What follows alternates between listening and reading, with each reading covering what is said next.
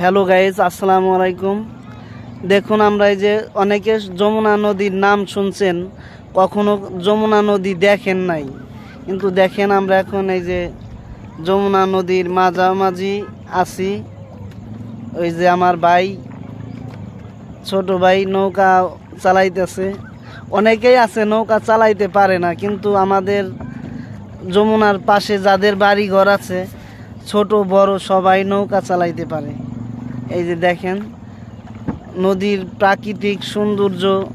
অনেকে কাশফুল বলে, এখনো এই ফুল এখনো আসে নাই, মাত্র ঘাস নদীর ভিতরেই রয়ে গেছে। দেখুন কত বড় নদী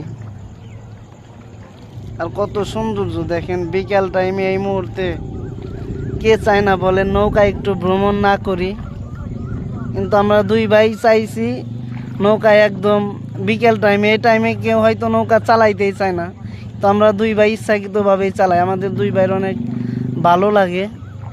এই যে আমার ভাই নৌকা চালাইতেছে, দেখেন